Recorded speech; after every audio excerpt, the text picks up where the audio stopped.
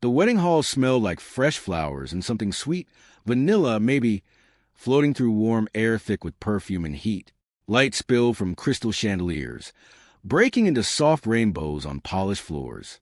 Laughter drifted in waves, rising and falling with the music, a sound that wrapped around everyone who belonged there. I stood just outside that circle. From where I was, I could see the edges of joy. A bridesmaid's silver heels tapping as she hurried past. A waiter adjusting his tie, balancing a tray of glasses that chimed softly with every step. Somewhere inside, my sister was smiling for photographs, her head tilted just right, the way she'd practiced since we were kids. My name wasn't on any seating card in the main hall. I knew that already. Still, I walked slowly, letting my fingers brush the cool fabric of the hallway curtain, as if the space itself might correct a mistake. The hallway was narrow, quieter. The music reached me in fragments, muffled, like it had to fight its way through walls to be heard. A single round table sat near the emergency exit, dressed in white linen that didn't quite reach the floor. 2 chairs. No centerpiece. No place card. This was where they put the extra coats earlier. I sat down anyway. The chair creaked under my weight, a small sound that felt too loud in the stillness. My phone buzzed once in my pocket. Another group photo I wasn't in, already uploaded, already captioned. I didn't check it. I watched the light flicker under the door as people pass, their shadows stretching and shrinking like they were part of a different world. Families have a way of assigning roles early. Some of us learn them before we can spell our names. The quiet one, the reliable one, the one who doesn't make scenes. I had learned mine well, too well, as a child. I learned how to disappear without leaving the room, how to smile without being seen, how to clap the loudest for achievements that weren't mine. Tonight felt familiar in a way that made my chest ache. Not sharp, not sudden, just heavy, like something I've been carrying for years finally settling where it belonged. Inside the hall, applause erupted. A cheer, the kind that means something beautiful just happened. I imagined my sister's dress catching the light, the way she'd always wanted. I imagined my parents' faces, glowing with pride, their eyes fixed forward. None of them were looking down the hallway. I folded my hands in my lap and took a slow breath, counting to 4 the way I used to when I was younger, when waiting quietly felt safer than asking why. I told myself this was temporary, just a seat, just a moment. But moments stack up, and as the music swelled again, louder this time, I realized I wasn't sure how many more I was willing to carry. I used to think families were like houses. Same roof, same walls, same warmth. But some rooms are always brighter than others. When we were kids, my sister, Ma, never had to ask twice for anything. Not because she was spoiled in the obvious way. Not because my parents threw money at her. It was quieter than that. More careful. She was the kind of child adults leaned toward. The kind that got called mature even when she was being cruel. The kind that could cry on command, then wipe her cheeks and look innocent again. And I was useful, not loved less. Exactly. That would have been easier to name. It was more like I was loved in a way that came with instructions. Be understanding. Don't stress your mother. Let it go. You know how your sister is. Those phrases were stitched into my childhood like embroidery on a pillow you can't throw away. If Maha forgot her homework, I was told to share mine. If she broke something, I was told not to make her feel bad. If she got angry and said things that stung, I was told to stop being sensitive. I still remember one winter evening. Power went out. The house went dim and cold. We were sitting around a living room with candles, shadows moving across the walls. Maha was telling a story, making everyone laugh. She loved that feeling. Attention warmed her more than any blanket. I tried to speak. I had something small to say. Something funny, I thought, but she cut me off mid-sentence. "Can you not?" she said, loud enough for everyone. "You always ruin the vibe." The candlelight made her face look older, sharper. I remember my mother's laugh. Not mean, just automatic. Like she didn't even register what happened. My father said nothing. He just stared at the flame, as if silence was safer than choosing. And I swallowed my words like they were something I wasn't allowed to taste. That was how it went. Always. When we got older, the roles became polished. Maha became the center, of every gathering, the one whose stories everyone repeated, the one who had such a strong personality. My parents called it confidence. I called it gravity, because everything bent toward her, every decision, every celebration, every forgiveness. Even when she did something wrong, the family moved around it like furniture you don't want to stub your toe on. I learned early that asking for space made me sound selfish, that wanting equal attention made me look jealous, that the quickest way to keep peace was to accept less. So I accepted it, until I didn't. The night of the wedding, sitting in that hallway, something old and tired in me started to shift, not with anger, not with tears, just with a quiet clarity. Because the hallway was an accident. It wasn't, oops, we ran out of seats. It felt planned, like a message written without ink. And as I stared at the plain white tablecloth, I realized this wasn't the first time my family had placed me just outside the room. It was just the first time they did it when everyone could see. Inside, the music changed, slower, romantic, loud enough now that the bass thumped to the wall like a heartbeat that wasn't mine. And in that rhythm, I felt a question rise up that I'd never dare to ask out loud. What if I stopped being useful? The first person to notice me wasn't family. It was a distant aunt, someone I barely knew, pausing mid-step in the hallway, her heels clicking once before stopping. She looked from the small table to my face, then back again, as if her eyes were trying to solve a puzzle that didn't make sense. "Oh," she said softly, "are you sitting here?" I nodded, not trusting my voice. Her smile faltered, polite but confused. She adjusted her shawl, lowered her voice. They must be reorganizing. Weddings get so messy. I smiled back, the kind of smile that agrees without confirming anything. The kind that keeps people comfortable. She walked away, and the hallway swallowed its silence again. Inside the hall, chairs scraped. People stood. Applause thundered suddenly, sharp, loud, celebratory. The doors opened briefly, and a flood of sound and light rushed out. I caught a glimpse of the head table. Gold-trimmed chairs. Floral arrangements tall enough to block half the faces behind them. My parents sat near the center. There was an empty seat beside them. It wasn't for me. A waiter stepped into the hallway, scanning the table. "This one's taken?" he asked, already reaching for a chair. "Yes," I said quickly. He hesitated. "Your family." The word hung there. "Yes," I repeated. He nodded, embarrassed. "Sorry, just checking." He left, and something inside me tightened, not because of him, because of how easily I'd said it. Because even now, I was defending a place no one had bothered to protect for me. A few minutes later, my sister's friend, one of her bridesmaids, passed by. She slowed, glanced at me, then laughed under her breath. "Oh, wow," she said. "You're all the way out here?" I didn't respond. She leaned against the wall, tapping her phone. Honestly, Maha was stressed with the seating. You know how she is. But hey, at least you don't have to deal with all the noise. She smiled like she was offering comfort. Then she walked back inside. That was when it landed. Not as hurt, as understanding. This wasn't oversight. This was placement. I remembered the text from 2 weeks earlier, when I'd asked about seating. Maha had replied with a single line. "Don't worry, everything's handled." Handled? I looked around the hallway. Emergency exit sign buzzing faintly above me. A stack of unused programs on a side table. A coat rack pushed into the corner, half empty now. Handled. Inside, laughter swelled again. Glasses clinked. Someone shouted a toast. The sound hit the walls and bounced back thinner, like it had lost its meaning by the time it reached me. I stood up slowly. My legs felt steady. That surprised me. I smoothed my clothes, even though no one was looking. Old habit. I glanced once more toward the doors, half expecting someone to come running out, breathless, apologetic. No one did, and in that stillness, I understood something that made my chest go quiet instead of tight. They hadn't forgotten me. They had decided where I belonged. I picked up my phone, not to call, not a text, but to check the time, because suddenly, I was very aware that I had a choice, and choices change things. I took one step away from the table, then another, toward the exit. I was almost at the exit when I heard my name. Not called, not worried. Sharp, Ma's looking for you. I turned.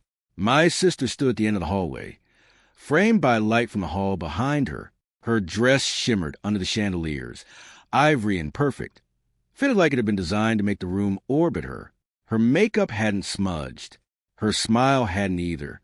She looked annoyed. "Where are you going?" she asked, eyes flicking to my coat, then back to my face. I took a breath. I was seated in the hallway. She laughed. A quick sound. Controlled. "Yeah, so? I thought I'd step out." Her smile thinned. She glanced behind her, then lowered her voice, not gentle, just quieter. "Can you not do this today?" "Do what?" "Make it about you." Her eyes sharpened. "It's my wedding." I nodded slowly. "I know." "Then act like it." She crossed her arms. We had limited seating. Someone had to be flexible. You're always flexible. The words landed exactly where she meant them to. I looked at her, really looked, at the way her necklace caught the light, at the confidence in her posture, at how comfortable she was saying these things, like they'd been rehearsed. "Mom and Dad are inside," she continued. "People are asking where you are. Don't make it awkward." I almost laughed. The irony pressed against my ribs. "I didn't say anything," I said. "I just sat where you put me." Her jaw tightened. "You're being dramatic." There it was. The word she'd used since we were teenagers. The word that turned my reactions into flaws and her actions into facts. "I'm not," I said quietly. She stepped closer. Her perfume filled the space between us, familiar, expensive. "Listen," she said, voice low and sharp now. "I didn't have time to babysit your feelings. If you wanted a better seat, you should have spoken up earlier." I met her eyes. "I did." She paused. Just a fraction. Then she waved it off. "Whatever. Just sit there, eat something, and don't disappear. People will notice." I felt something in me give way, not break, shift. "Why didn't you just tell me?" I asked. "Why put me out there?" Her expression hardened. "Because you wouldn't have shut up about it. And I didn't need that energy today." Energy. She straightened, already turning back toward the hall. "Don't embarrass me," she said over her shoulder. For once. The hallway felt smaller now. The exit sign buzzed louder. My heart didn't race. It slowed. I thought of all the times I'd swallowed words to keep her comfortable. All the moments I stepped aside so she could shine uninterrupted. And standing there, watching her walk back into the celebration without looking back, I realized something painful and clean. She wasn't afraid of hurting me. She was afraid of me speaking. I watched the doors close behind her, sealing in the music, the laughter, the version of the story where everything was perfect. And in the quiet that followed, I made a decision I'd never made before. I wasn't going to explain myself. I wasn't going to argue. I wasn't going to wait. I turned back toward the exit. And this time, I didn't hesitate. The air outside felt cooler, cleaner, like I'd stepped into a different version of the night. The doors closed behind me with a soft thud, sealing the music inside. For a moment, I just stood there on the steps, listening to the muffled bass pulse through brick and glass. The sky hung low and dark, city lights reflecting faintly off distant clouds. Somewhere across the parking lot, a car alarm chirped once, then went quiet. I expected something dramatic to happen inside me. Anger, tears, regret, none of it came. Instead, there was a strange calm, the kind that settles in when a long argument finally ends, not because it's resolved, but because you've stopped trying to win it. I took out my phone. No missed calls, no frantic messages, just notifications piling up from group chats I wasn't replying to. Photos, videos, smiling faces frozen in perfect moments. I scrolled past them. As I walked toward my car, my mind drifted not forward, but back to small details I'd learned to ignore over the years. Things that never made sense until you lined them up side by side. The way Maha insisted on handling invitations herself. The last-minute changes. The polite but firm "I've got it" whenever I asked about logistics. The casual confidence with which she'd said, "Everything's handled." Handled meant controlled. I unlocked my car and sat inside without starting the engine. The interior smelled faintly of old coffee and the vanilla air freshener I kept forgetting to replace. Familiar, grounding. My phone buzzed. A message from my mother. Where did you go? No question mark. I stared at the screen, thumb hovering. 100 possible replies surfaced. I typed one, deleted it, typed another, deleted that too. Instead, I locked the phone and set it face down on the passenger seat. I rested my hands on the steering wheel and let the silence stretch. In that quiet, a memory surfaced, one I'd pushed down for years because it felt inconvenient. A conversation I wasn't supposed to overhear. It had happened months ago, before the wedding, a late evening. I'd come home early, key still in my hand, and heard Ma's voice from the living room. She was on the phone, laughing softly. "No, don't worry," she'd said. "They won't make a fuss. They never do." At the time, I didn't know what she meant. Tonight, sitting alone in the car, the words settled differently. This wasn't impulse. It was expectation. She had counted on my silence the way you count on gravity. Assumed I'd stay where I was placed. Smile, absorb it, protect the picture. I looked back at the hall, glowing in the distance like a sealed box of noise and light. Something important was still inside there. Not a scene, not a confrontation. Something quieter. Something that didn't need me present to begin. I started the engine, and as I pulled away, I knew, deep in my chest, that leaving wasn't the end of my part in this story. It was the beginning of something they hadn't planned for. The memory didn't come all at once. It arrived in pieces, like light through blinds. Thin, sharp lines that grew wider the longer I sat with them. The first piece was the engagement dinner, a private reservation, close family only. Maha had insisted on organizing herself. I remembered arriving early, helping the staff arrange chairs, placing name cards exactly where she told me to. She'd smiled at me then, warm, grateful. Later that night, while everyone laughed over dessert, I'd gone to the restroom and passed by a quiet corridor near the kitchen. That's where I heard her voice again. Low, focused. "I just need you to back me up," she said. "If anyone asks, say it was a space issue, or that it made sense logistically."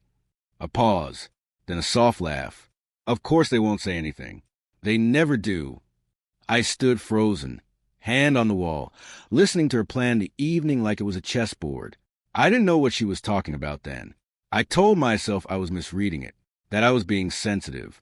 That old reflex kicked in fast. The second piece came weeks later, the guest list email. She forwarded it to me by mistake, or maybe not. Names highlighted, notes in the margins, seating preferences coded in shorthand only she used. Next to my name was a single letter, H. At the time, I assumed it meant head table. Now, sitting at a red light with the engine humming softly, the meaning slid into place. Hallway. The third piece was smaller. Almost nothing. A comment she'd made while trying on dresses. "I just don't want any negative energy near the main table," she'd said, adjusting her veil in the mirror. "You know how certain people can shift the mood." She hadn't looked at me when she said it, but she hadn't needed to. The realization didn't hurt the way I expected. It didn't sting. It cooled, because once you see manipulation clearly, it loses its power to confuse you. This wasn't thoughtless cruelty. It was strategy. She had curated the day the way she curated her image. Carefully, deliberately, with just enough kindness to look blameless. And I had been part of that design. Placed where I wouldn't interfere. Where I couldn't be heard. Where my absence would be easier to explain than my presence. The light turned green. I drove on. My phone buzzed again. This time, a message from a cousin. "Why did you leave?" I didn't reply. Because something else surfaced then. Something Maha didn't know I had. Something she'd underestimated. Months earlier, while helping with wedding logistics, I'd been asked to hold onto a folder. Temporary, she'd said, just in case. Inside were copies. Messages. Seating drafts. Emails she never meant to share. At the time, I hadn't looked closely. Tonight, I knew exactly where that folder was. And for the first time, I understood why she'd been so calm. She thought the truth was buried. She was wrong. The gift sat on my passenger seat the entire drive home. A flat, cream-colored envelope. No glitter. No ribbon. Just my sister's name written in careful handwriting. The kind you use when you want things to look intentional, not emotional. I'd chosen it weeks ago. Not because it was expensive. Not because it would stand out on the gift table. Because it was precise. When I reached my apartment, I didn't turn on the lights right away. I set the envelope on the kitchen counter and leaned against the wall, listening to the quiet hum of the fridge. The stillness felt earned. I opened the envelope slowly. Inside wasn't money, or a card with a long message. Just a thin folder. Clean. Organized. No accusations written anywhere. I hadn't created it. I'd only kept it. Printed seating drafts with timestamps. Emails forwarded accidentally. Messages where H appeared again and again beside my name. A final version of the seating chart. Bold, confirmed, approved. Hallway. Anyone looking at it could connect the dots without my help. That was the point. I slid everything back into the envelope and sealed it. No explanation attached. No note saying this is why. I trusted the truth to speak for itself. At the hall, the gift table will be crowded by now. Boxes stacked unevenly. Cards slipping out of their envelopes. Volunteers rushing, not reading names, just moving things along. My gift wouldn't look special. Until it was opened, I checked the time. Right about now, dinner would be ending. Toast would be finished. People would start wandering. Parents, relatives, curious hands. I imagined my mother recognizing my handwriting, pausing, opening it slowly. I imagined the silence stretching, not explosive, not dramatic, uncomfortable. That's how truth works when it isn't announced. I sat down at my kitchen table and poured a glass of water. My hands were steady. That surprised me more than anything. This wasn't revenge. It was release.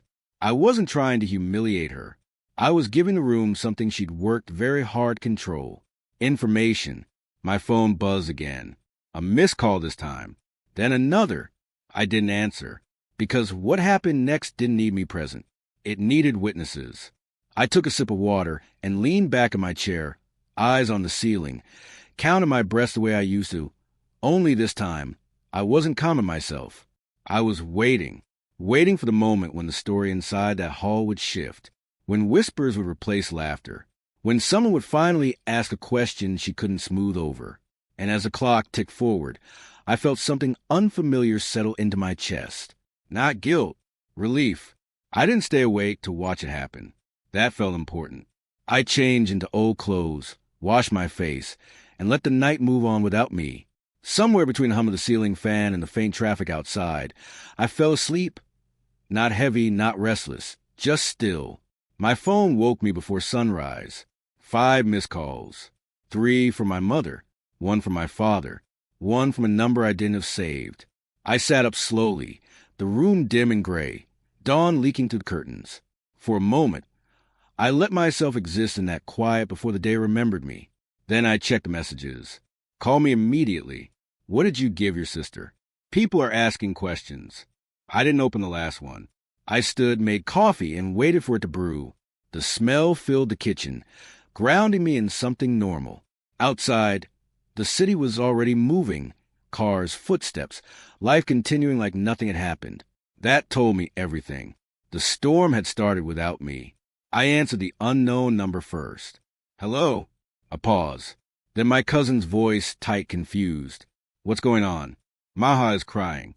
Mom looks like she's seen a ghost. They're saying you planned something. I closed my eyes. I didn't plan anything, I said. I just told the truth. Silence on the other end. They found the envelope, he said finally. I imagined it. The way the room must have shifted when someone opened it. The way explanations would have tangled and unraveled all at once. The way Maha would have realized, too late, that control doesn't survive daylight. She's saying it was a misunderstanding, he added, that you're twisting things. Are the emails fake? I asked. Another pause. No, that's all then. He exhaled slowly. You should have talked to her. I looked at my reflection in the dark window. Tired eyes. Calm face. I tried. I said, For years. When the call ended, I let the quiet return. I didn't feel triumphant. I felt finished. By mid-morning, messages flooded in. Some careful, some blunt, some apologetic, others defensive. The family was splitting along lines I'd never seen before. People choosing sides, re-examining memories, realizing how many small moments suddenly made sense. And Maha, she hadn't called. That absence said more than any apology could. I dressed slowly and stepped outside. The air was crisp, clean, like the night had rinsed something away. As I walked, my phone buzzed one last time. A message from my father. We need to talk. I stopped because whatever happened next wouldn't be loud. It wouldn't be public, but it would change things in a way that couldn't be undone. The hall was quiet when it started to unravel. Not the loud kind of chaos people imagine. No shouting, no scenes, just small pauses that stretched too long. Conversations that stopped mid-sentence. Faces turning, then quickly looking away. Someone had asked an innocent question. Why was there a seat out there? It floated across the table like a dropped glass that didn't shatter, but everyone heard it hit. My mother had been the first to answer. Instinctively, softly. It must have been a mix-up. Then the envelope was opened. At first, no one said anything. They just read. Pages passed from hand to hand. Brows furrowed. Mouths tightened. A chair scraped the floor too loudly. This has dates, someone said. And screenshots, another voice added. That was when the room shifted. Because mistakes don't come with drafts. Maha felt it before anyone spoke. She sensed the tension turning. Not toward her dress, not toward her smile, but toward the spaces between her explanations. The places where words didn't land right. She laughed once. A sharp, brittle sound. Are we really doing this now? No one answered. My father looked at the papers, then at her, then back again, like he was reading the same sentence twice, hoping it would change. You planned this, he asked. She shook her head quickly. No, I just organized things. It wasn't personal. But the words on the page didn't agree. Someone pointed to the seating chart. Another noticed the highlighted initials. A third recognized the handwriting. It says H, my aunt murmured. What does that mean? The silence thickened. Maha's eyes darted toward my mother. My mother didn't speak. Because suddenly, the memory she'd ignored for years was standing in front of her in ink and timestamps. Hallway. A cousin shifted uncomfortably. So you knew, he said slowly. You knew where they'd be seated. Maha straightened. It wasn't a big deal. They didn't even complain.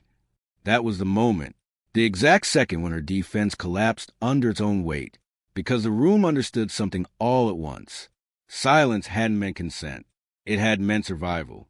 The whispers began then, low, persistent, not cruel, curious, reframing years of small moments, recalculating family dynamics they'd taken for granted. Someone asked where I was. No one had an answer, and in that absence, the truth settled deeper. The wedding continued. Music played again. Plates were cleared, but something fundamental had cracked, not because of anger, because clarity had arrived. And clarity doesn't ask permission. It didn't explode. It collapsed, quietly, the way structures do when the foundation gives out, and everyone realizes too late that nothing was holding the weight anymore. Maha tried to regain control. She moved from table to table, smile fixed, laughter practiced, explaining things before anyone could ask. It was misread, out of context. You know how dramatic people can be. But explanations need believers. And belief was slipping. Her partner noticed first. He'd been watching from a distance, confused by the sudden gravity around her. He saw the way conversations stopped when she approached, the way relatives exchanged looks instead of greetings. He asked to see the envelope. She refused. That refusal landed heavier than anything inside it.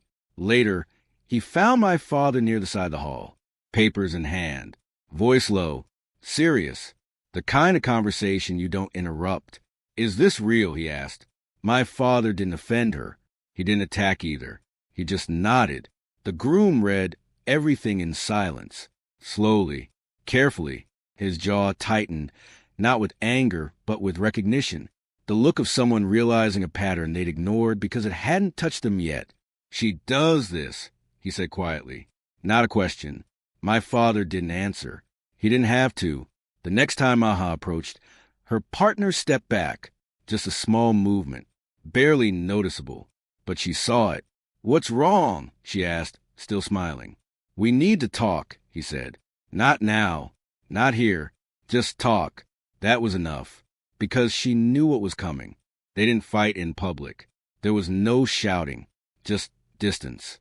A quiet recalibration. He sat beside her, not close. When people spoke, he listened instead of filling the silence for her. By the end of the night, the celebration felt hollow. Photos were taken, but fewer. Laughter returned, but forced. The story everyone would tell later had already changed. The marriage didn't end that night, but it fractured. Trust does that when it's handled roughly. And as people left, coats pulled tight against the cold, one question lingered in the air, unspoken but heavy. If she could do this to her own family. The hall emptied. Maha stood alone near the gift table, staring at the envelope like it might rewrite itself if she looked long enough. It didn't. I didn't hear any of it directly. That mattered more than I expected, because when the calls finally came, days later, slower, heavier, they didn't sound like panic. They sounded like reckoning. My father came first. He asked to meet. Neutral place. Quiet cafe. No family photos on the walls. No memories to soften the edges. He arrived early, sat with his hands folded, staring at a cup he hadn't touched. "I didn't see it," he said after a long pause. "Now I didn't know. I didn't see it. I waited. You made it easy," he continued. "You never complained. You never pushed. We thought you were fine." Fine. He looked up then, eyes rimmed red. Not dramatic, just tired. "I see now what that cost you." He didn't ask me to forgive. That surprised me. My mother took longer. When she finally came, she brought explanations, intentions, context, the language of people trying to hold two truths at once and failing. She didn't mean it like that. She was under pressure. You know how weddings are. I listened, quietly. Then I said, "I know how patterns are."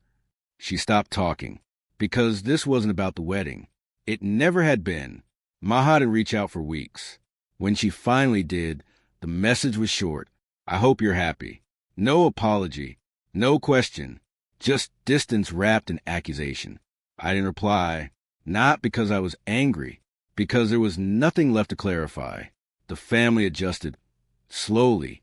Awkward dinners, careful conversations, people noticing things they'd overlooked before, small shifts that don't make headlines but change the shape of a room. I stayed mostly invisible, and for the first time, it felt like a choice, not a sentence. I wasn't vindicated loudly. No one stood up and declared me right, but something better happened. They stopped pretending nothing had happened. And sometimes that's the only justice that lasts. Time did what it always does when no one interferes. It settled things. Not neatly, not perfectly, but honestly. Months passed. The wedding became a story people reference carefully. Like a photograph you don't display but don't throw away either. Ma's marriage didn't survive the year. No scandal. No public blame. Just two people who realized too late that control and partnership don't coexist. We don't talk much now. When we do, it's polite, distant, measured, like strangers who share a history neither of us wants to reopen. And I'm okay with that, because what I gained wasn't an apology. It was clarity. I stopped sitting where I was placed. In rooms, in conversations, in relationships. I learned that quiet isn't the same as weak, and that silence, when chosen, feels very different from silence enforced. I learned that truth doesn't need volume to land. It just needs air. Sometimes I think back to that hallway, the plain white table, the emergency exit sign buzzing overhead, the moment I stood up and realized no one was coming to get me. That moment didn't break me. It introduced me to myself. Now, when I walk into a room, I notice where I'm welcome and where I'm merely tolerated, and I choose accordingly, without bitterness, without announcements, just choice. If there's one thing I know now, it's this. Leaving isn't always giving up. Sometimes It's how you finally arrive. So let me ask you, have you ever been quietly placed on the edge of something you belong to and realized too late that staying was costing you more than leaving? And what did you do when you finally noticed?